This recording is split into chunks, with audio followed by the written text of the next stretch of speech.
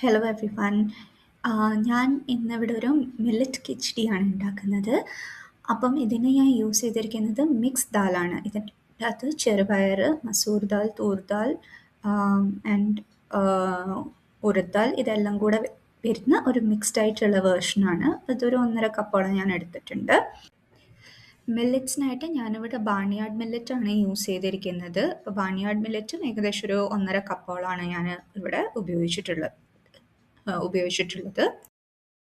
ഞാൻ മില്ലറ്റും ദാലും കൂടെ ഒരുമിച്ചിട്ട് തലേ ദിവസം സോക്ക് ചെയ്ത് വെച്ചിട്ടാണുള്ളത്. അപ്പോൾ ഇതിപ്പോൾ രാവിലെ ഉണ്ടാക്കുമ്പോൾ രാവിലെ അത് സോക്ക് ചെയ്തിട്ട് നന്നായിട്ട് അത് ക്ലീൻ ചെയ്ത് അത് കുക്കറിലേക്ക് മാറ്റുകയാണ് ചെയ്തിട്ടുള്ളത്.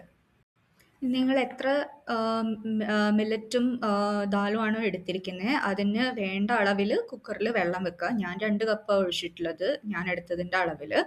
അപ്പം നന്നായിട്ട് വെള്ളം ഒഴിച്ചിട്ട് അത് മൂടി വെക്കാം. എന്നിട്ടൊരു 3-4 നീട്ടി ഉള്ള വിസിൽ മതി. അത് കാരണം ഓപ്പൺ ചെയ്ത് കഴിയുമ്പോൾ അത് കുറച്ചൊന്ന് കുഴഞ്ഞിരിക്കണം. കിഷ്ടി ആയതുകൊണ്ട് കുറച്ചൊന്ന് കുഴഞ്ഞിരിക്കേണ്ടത് കൊണ്ട് ഒരു 3-4 നീട്ടി വിസിൽ വരുന്നത് വരെ വെച്ചാൽ മതി.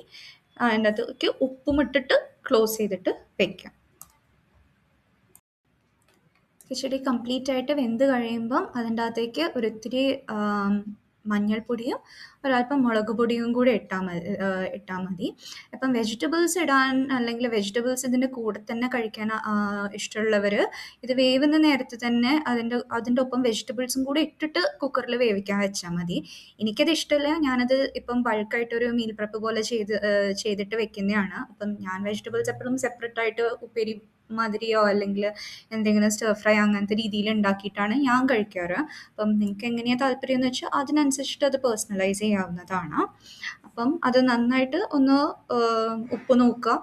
ആവശ്യത്തിനനുസരിച്ച് ഉപ്പും മഞ്ഞൾപ്പൊടിയും മുളക് പൊടിയും ഇട്ടിട്ട് അത് ഒരിത്തിരി ഒന്ന് കുറുക്കി കൊണ്ടുവരിക. ലൂസായിട്ട് ഇതിലും ലൂസാക്കി കഴിക്കാൻ താല്പര്യമുള്ളവരാണ് അതിനനുസരിച്ചിട്ടും ചെയ്യാം. നിങ്ങൾക്ക് എങ്ങനെയാണോ ഇഷ്ടം എന്ന് വെച്ചാൽ സാധാരണ ഇതിൻ്റെ അകത്ത് നെയ്യ് ആഡ് ചെയ്യാറുണ്ട്. ഞാനിപ്പോൾ ഇതിൻ്റെ അകത്ത് നെയ്യൊന്നും ആഡ് ചെയ്യുന്നില്ല.